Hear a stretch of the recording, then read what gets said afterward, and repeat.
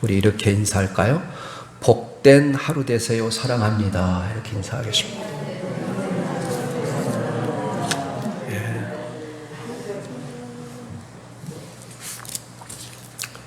예수님이 고향에서 외면당하신 이유, 배척당하신 이유에 대해서 우리 하나님의 말씀을 같이 생각해 보겠습니다. 미국의 풀러 신학교의 실천신학 교수인 피터 와그너 박사가 이런 간증을 했습니다.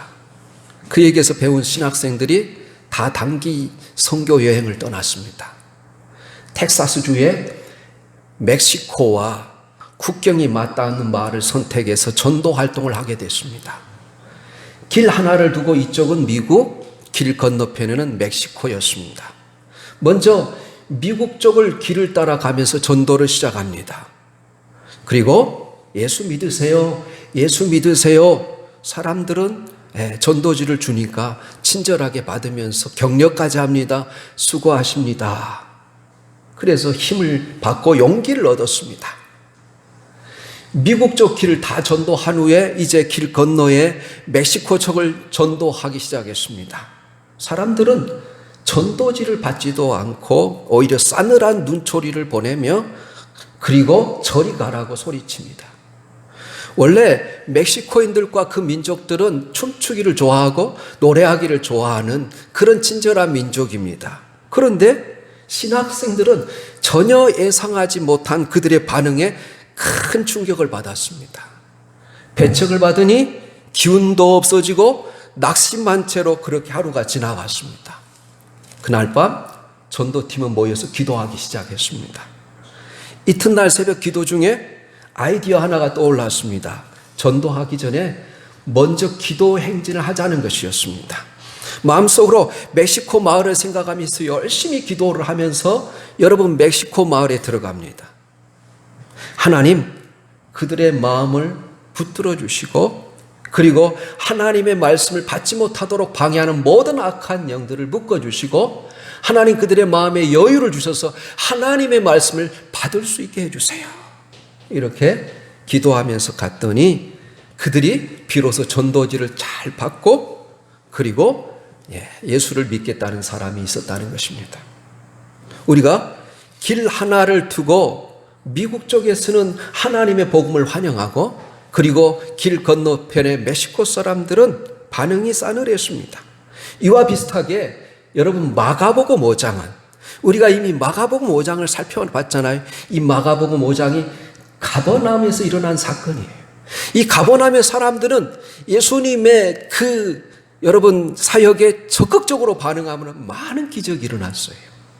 그런데 오늘 마가복음 6장은 예수님이 그가 자란 나사렛 고향에서 하나님의 복음을 증거하지만 사람들이 예수님을 외면하고 배척을 합니다. 오늘 여러분 1절은 그래서 이렇게 시작하는 거예요. 예수께서 거기를 떠나사 고향으로 가시니 거기가 어디냐면 가버나움이에요. 가버나움을 떠나서 그가 자란 고향 나사렛을 향해서 제자들과 함께 떠납니다. 그 가버나움이라는 지역은 여러분 그 지역의 중심이 되는 곳입니다. 그래서 오늘날 이 가버나움을 성지순례하게 되면 이 가버나움 마을 입구에 예수님의 마을이라는 간판이 붙어 있습니다. 예수님은 이 마을에서 아주 놀라운 일을 했어요. 야이로의 딸이 죽었다가 다시 살아났습니다. 12해를 혈류증으로 앓은 여인이 고침을 받았습니다. 예수님은 이 가버나움의 영웅이 됐어요. 많은 사람들이 예수님을 만나고자 했고 예수님의 그 옷에 손을 대고자 했어요. 예수님은 그곳에서 놀라운 기적을 행하셨습니다. 그런데 갑자기 고향 생각이 나섰던 것 같습니다. 왜 그랬을까요? 아마도 예수님은 자기 고향에 가서 안식을 취하고자 했던 것 같습니다.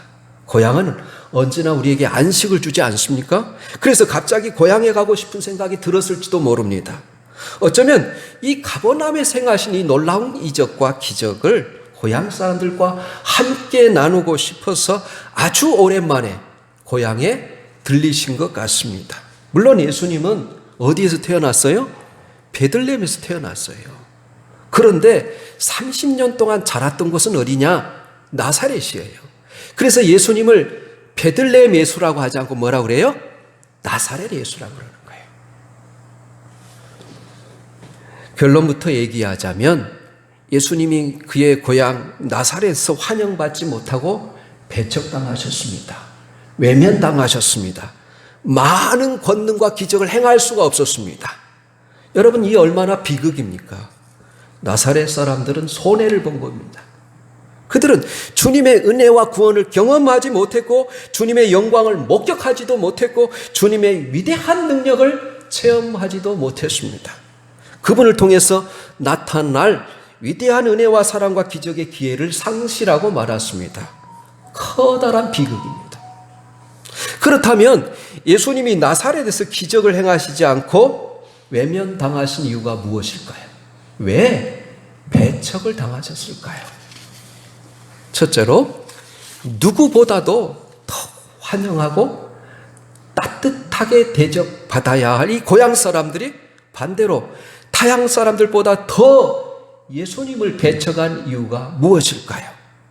여러분, 이 서양 속담에 이런 말이 있습니다.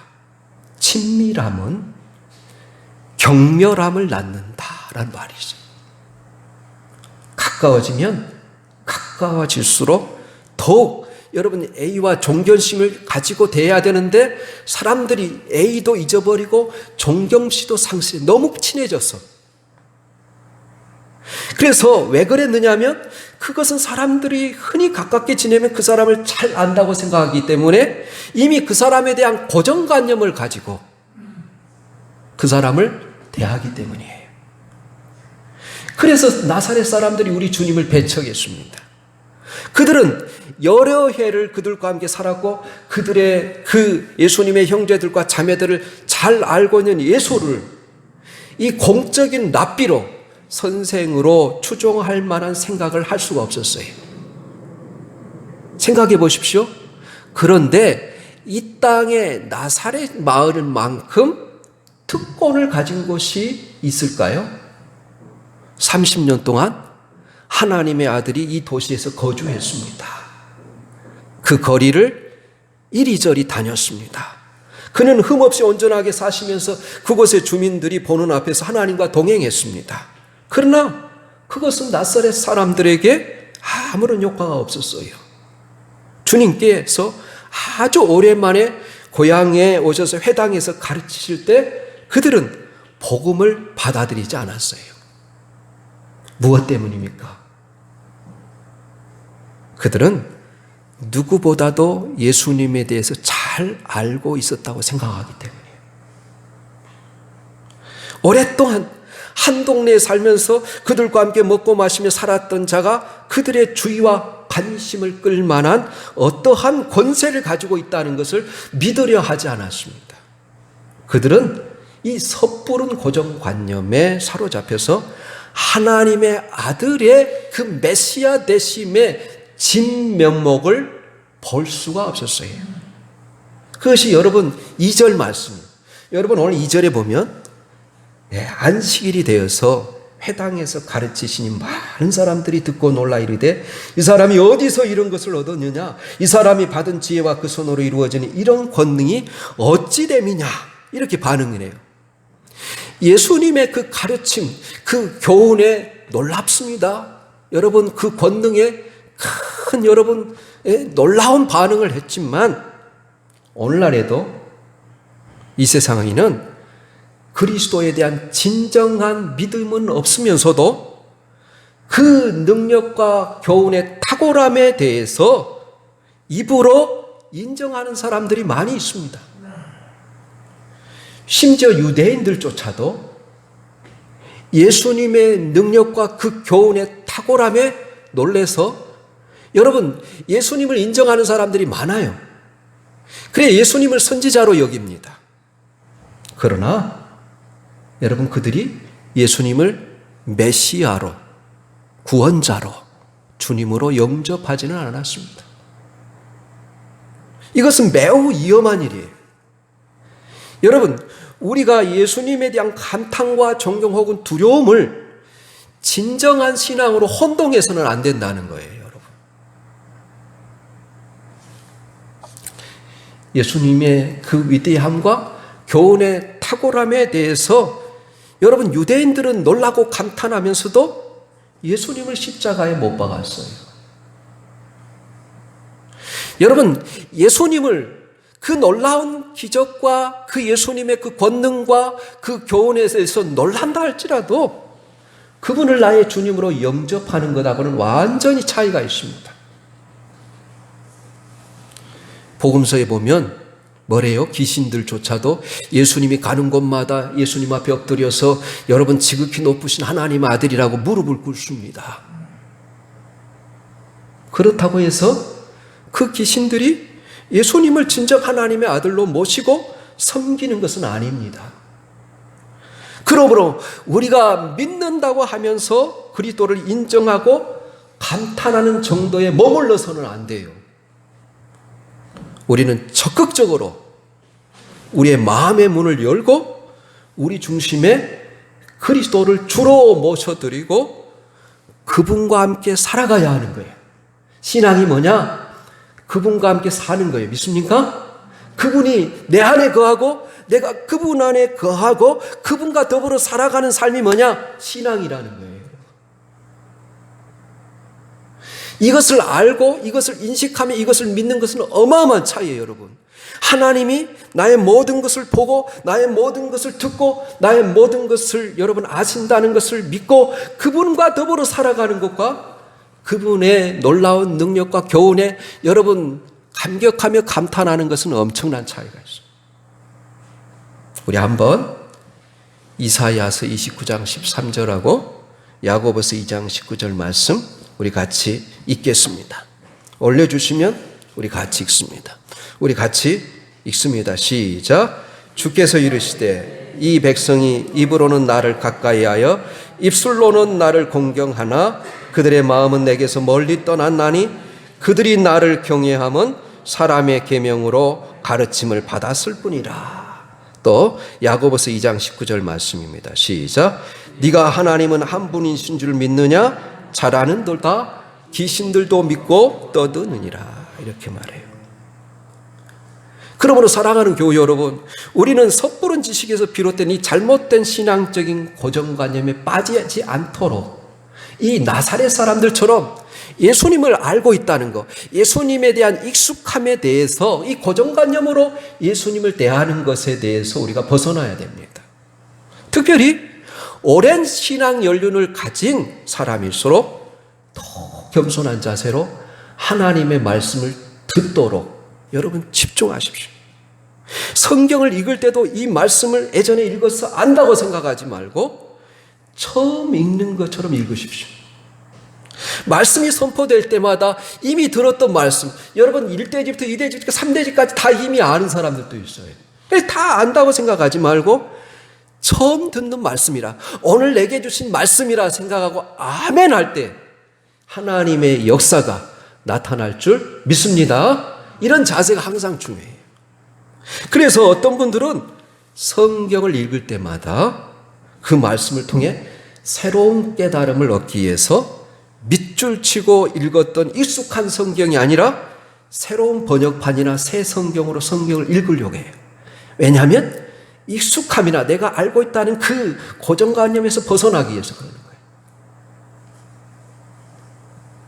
그래서 여러분, 우리의 믿음이 자라고 더 성숙함으로 나아가려면 항상 익숙함과 친밀함에서 오는 이 편견과 고정관념에서 벗어나야 됩니다. 이게 굉장히 중요한 말이에요. 내가 다 안다고 생각하는 거. 물어보면 잘 모르는데 대답도 못하는데 다 안다고 생각하는 거. 결국 예수님은 고향에서 기적을 많이 행하시지 않으시고 떠나셨습니다. 그것은 익숙한 것들로부터 작별을 고하는 것입니다. 우리가 알고 있다는 지식, 우리가 경험을 통해서 많은 것을 알고 있다는 이 노하우 다 주님 앞에 내려놓으셔야 돼요. 그리고 겸손하고 가난한 심령으로 당신의 은혜 없이는 단 하루도 살 수 없음을 고백합니다 하고 날마다 하나님이 새롭게 공급하시는 은혜를 받고 공급받고 살아가는 우리 모든 성도들이 될 수 있기를 예수님의 이름으로 축복합니다. 그래서 에레미야는 에레미야 애가 3장 22절, 23절 이렇게 말해요. 여호와의 인자하심과 긍휼이 무궁하심으로 우리가 진멸되지 아니함이니이다. 이것들이 주의 인자하심과 긍휼이 아침마다 새로우니 주의 성실하심이 크시도소이다. 그렇게 말해요. 여러분, 매일매일 예수님의 새로운 은혜, 주님이 주신 은혜를 우리가 누리며 살아야 돼요. 그러려면 우리가 고정관념에서 친밀함에서 익숙함에서 벗어나야 된다는 것입니다. 둘째로 우리는 주님께서 이 공적인 복음 사역을 시작하기 전에 그분의 신분이 참으로 보잘것없었다는 거예요. 예수님의 신분 때문에 결국 예수님을 십자가에 못 박는 거예요, 여러분. 예수님의 신분이 오늘 3절에 기록되어 있어요. 이렇게 말합니다. 우리 3절 다시 한번 우리 읽어볼까? 시작.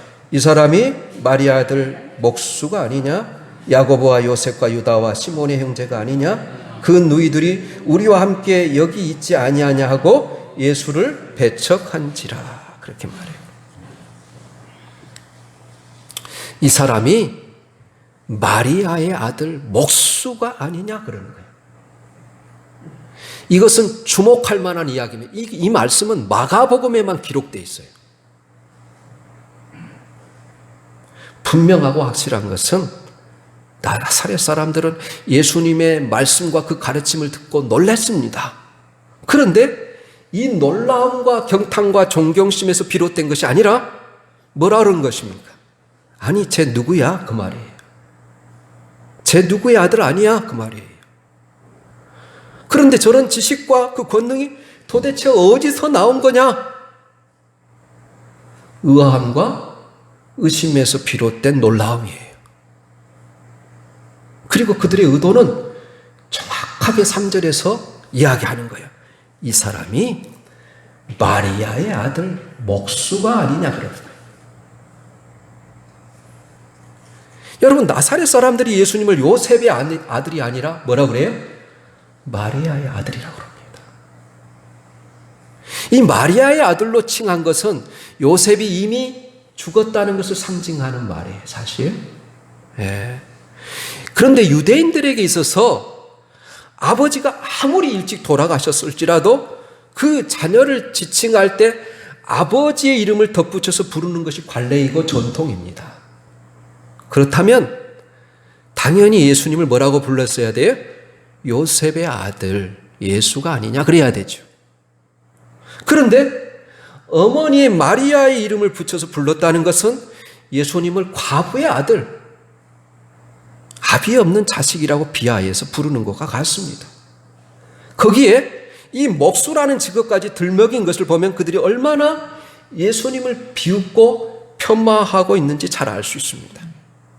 그것도 모자라서 그래서 예수님을 결국 배척했어요. 제가 가지고 있는 호쿠마 주석에 의하면 이렇게 말한 저들의 의도는 이 사람도 보통 사람들과 마찬가지로 손으로 일해서 생계를 유지하는 천한 신분이 아니냐, 또는 이 사람이 자기를 랍비라 칭하면서 이적을 행하고 돌아다니는데 이 어찌된 일이냐라는 비아냥거림이 숨겨져 있다, 이렇게 해석하고 있어요. 특별히 여러분 3절을 분석해 보면 이 말투에서 드러납니다. 아니냐, 아니냐, 아니하냐. 그들이 고의적으로 맹목적으로 예수님을 비웃고 폄하하고 있습니다. 그래서 예수님을 배척했어요. 근데 이 배척하다는 단어에는 우리가 여러분 주석에 뭐라고 나왔어요? 예수로 말미암아 실족한지라 이렇게 돼 있어요. 예. 이것이 그들의 눈을 가리었어요. 그래서 하나님의 아들 메시아의 그 실상을 보지 못하게 합니다. 결국 그분을 통해 실족하고 또한 그분을 배척하게 된 것입니다. 저는 이 말씀을 보고 깜짝 놀랐습니다. 왜냐하면 예수님에 대해서 잘 안다고 생각하는 사람들이 불신앙과 배척의 장본인이 되었다는 거예요. 오늘날 교회 안에서도 모태신앙을 강조하고 신앙의 연륜을 중요시하지만 실상 예수님을 제대로 알지 못하는 사람들이 참 많이 있습니다.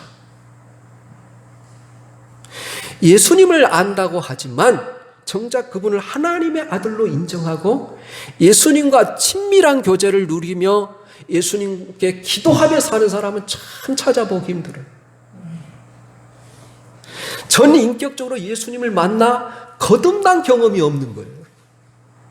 그래서 그들의 지식은 불신앙을 낳고 여러분 배척하게 되는 그런 일들이 일어난다는 거예요. 여러분 그저 지식적으로 예수님을 알고 습관적으로 예배를 드리고 있지는 않습니까? 그리고 그 관습과 지식이 오히려 예수님을 향한 믿음의 길을 방해하고 있지는 않습니까? 이 참으로 무서운 현실입니다.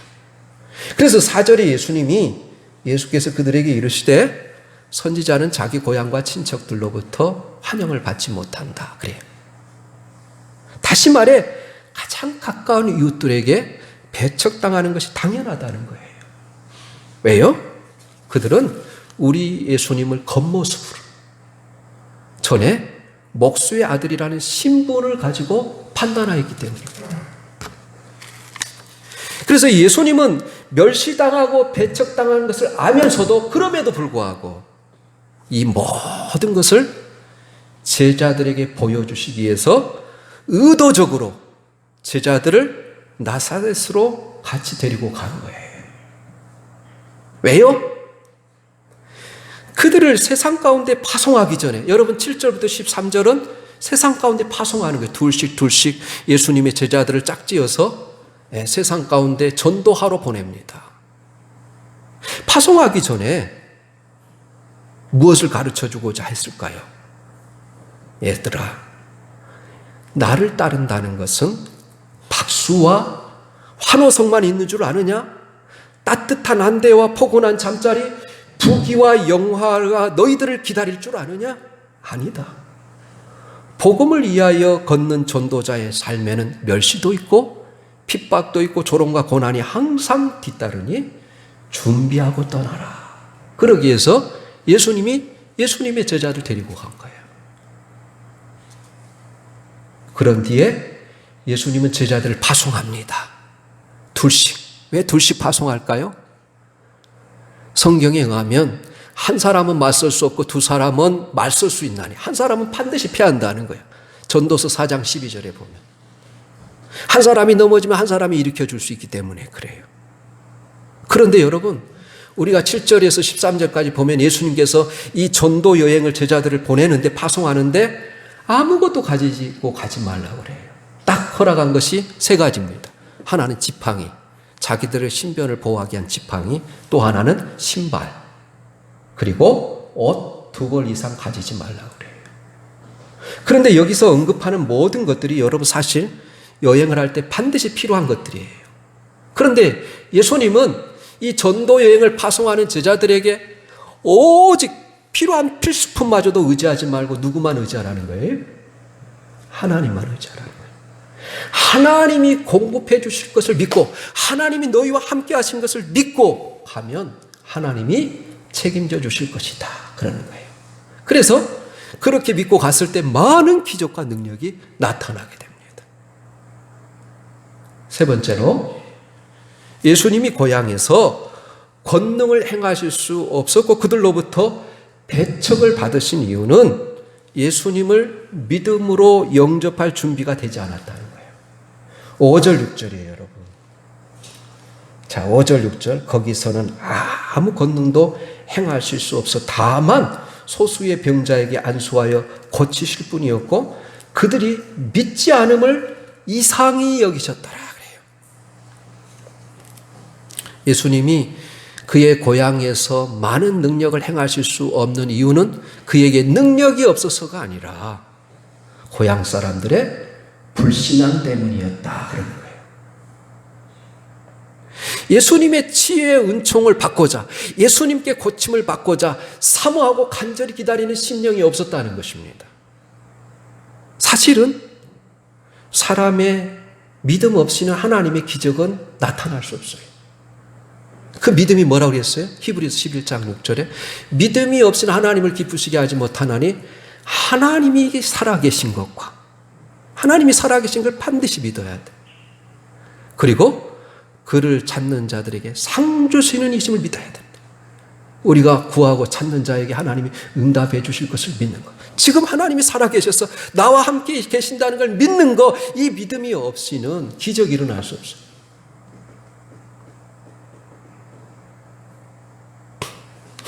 그래서 이 말씀이 예수님의 그 권위를 궁지로 몰아내는 의도에서가 아니라 이 신앙인의 책임, 신앙인이 마땅히 반응해야 될 그 자세를 강조한 것입니다. 다시 말하면 예수님의 능력을 행하지 못하심은 예수님의 능력이 시간과 장소에 따라서 제한받는 것이 아니라 바로 그 은혜를 받은 사람들의 마음의 준비가 있어야 된다는 거예요. 그것이 없이는 여러분 믿음의 역사가 나타날 수 없다는 거예요. 그래서 여러분 6절에 이 말씀도 참 여러분 귀한 말씀. 그들이 믿지 않음을 이상히 여기셨더라. 왜 주님이 그들에게 배척당하신 걸 부끄럽게 여기지 아니하고 예수님이 그들이 그렇게 반응하는 것을 이상히 여기셨을까요? 왜냐하면 천국은 너무나 당연한 사실일 뿐만 아니라 주님의 사역이 이를 확증해 주고 있는데도 믿지 않고 있기 때문에 그러는 거예요. 여러분 요한복음 9장에 가면 날 때부터 소경된 자를 예수님이 고치시는데 그의 눈에 보이지 않는 눈에 진흙을 발라서 실로암에 가서 씻으라 그래요. 그래서 고침을 받았어요? 안 받았어요? 깨끗이 고침을 받아서 눈이 보입니다. 기적이 나타났어요. 볼 수 없는 자를 보게 하면 이건 메시아의 증거거든요. 그런데 여러분 이런 기적이 나타났을 때 바리새인들의 반응이 뭐라고 그래요? 바로 그 사람들을 이 고침받은 그 가족을 출교시키려고 합니다. 근데 예수님의 반응이 뭐냐면 그들이 영접하지 않음을 예수님이 이상히 여기셨더라 그래요. 불신앙이에요. 그러면 진짜 신앙은 뭘까요? 진짜 신앙. 여러분 마지막 예화를 통해서 말씀을 마치려고 합니다. 영국의 빅토리아 여왕이 늘 자기의 백성들 가운데 가난한 사람들을 애고 없이 방문하곤 했습니다. 하루는 어느 과부 집에 가서 담소를 나누다가 여왕이 이렇게 물었습니다. 당신의 집을 방문한 사람들 중에 가장 명예로운 분은 누구였습니까? 주저없이 과부는 네, 바로 여왕님이십니다. 이렇게 대답했습니다. 그런데 이 신앙생활을 가장 중요하게 여겼던 이 빅토리아 여왕은 내실 과부의 대답에 여러분 실망했습니다. 그래서 다시 묻습니다. 혹시 당신의 집을 방문했던 가장 명예로운 손님은 예수님이 아니신가요? 그러니까 과부는 서슴없이 이렇게 대답했습니다. 아닙니다. 예수님은 내게 손님이 아닙니다. 그분은 항상 저와 함께 저희 집에 살고 계시는 분입니다. 이렇게 대답하는 거예요. 여러분 안에 예수님이 계시고 살아계시고 여러분과 같이 살고 계시는 거 믿습니까? 이 믿음이 있어야 구원받는 거예요. 진짜. 우리 한번 두 구절 찾아보고 말씀의 결론을 내리겠습니다. 계시록 3장 20절하고 고린도후서 13장 5절입니다. 계시록 3장 20절입니다. 우리가 너무나 잘 아는 말 시작. 볼지어다 내가 문 밖에 서서 두드리노니 누구든지 내 음성을 듣고 문을 열면 내가 그에게로 들어가 그와 더불어 먹고 그는 나와 더불어 먹으리라. 또 고린도후서 13장 5절입니다. 시작. 너희는 믿음 안에 있는가? 너희 자신을 시험하고 너희 자신을 확증하라. 예수 그리스도께서 너희 안에 계신 줄을 너희가 스스로 알지 못하느냐? 그렇지 않으면 너희는 버림받은 자니라. 그래요. 요한복음 15장은 매절 이 말을 해요. 너희가 내 안에 거하고 나는 포도나무요 너희는 가지니 너희가 내 안에 거하고 내가 너희 안에 거하면 이 사람은 과실을 많이 맺나니 나를 떠나서는 아무것도 할 수 없느니라. 너희가 내 안에 거하고 내 말이 너희 안에 거하면 무엇인지 원하는 대로 구하라. 그리하면 이루리라. 요한복음 15장 포도나무와 가지비요. 여러분 거한다는 말이 뭐냐면 영어로 우리 안에서 살고 거주한다는 뜻이에요. 이 믿음이 있어야 구원을 받는 거예요, 여러분. 사랑하는 교우 여러분, 오늘 나사렛 사람들이 단지 인간적인 고정관념에 사로잡혀서 나머지 하늘로부터 오신 예수님을 알아보지 못하고 배척하고 말았습니다. 또 그리하여 참으로 예수님을 통해서 주시고자 하시는 귀한 구원과 치유의 문을 닫는 실수를 저지르고 말았습니다. 따라서 우리 모두는 언제나 하나님의 은혜를 사모하는 겸허하고 간절한 마음으로 하나님께 나아감으로써 언제나 당신의 자녀들에게 넘치도록 부어주시는 하나님의 은혜를 풍성히 받아 누리시기를 예수님의 이름으로 축원합니다. 아멘. 기도하겠습니다. 하나님 아버지, 예수님도 자라나신 고향에서 배척당하신 일을 기억합니다. 우리는 결코 예수님을 우리 삶 속에 배척하지 않게 하여 주시고 우리가 나사렛 사람처럼 지식, 경험, 익숙함으로 말미암아 가지고 있는 고정관념에서 주님을 소홀하게 대하지 아니하게 하시고 예수님의 그 기적과 능력을 경험하지 못하는 어리석은 자녀들이 되지 않기를 소망합니다. 항상 위로부터 주시고자 하신 하나님의 은혜를 간절한 마음으로 받아 누리게 하시고 항상 우리 안에 성령님이 계시고 우리를 인도하시고 이끄시는 은혜를 매일매일 새롭게 깨닫게 하여 주옵소서. 주님이 내 안에 거하고 내가 주님 안에 거하는 삶을 살게 하여 주옵소서. 그리하여 오직 하나님께만 영광 돌리며 하나님을 찬양하는 삶이 되게 하여 주옵소서. 예수님의 이름으로 기도하옵나이다.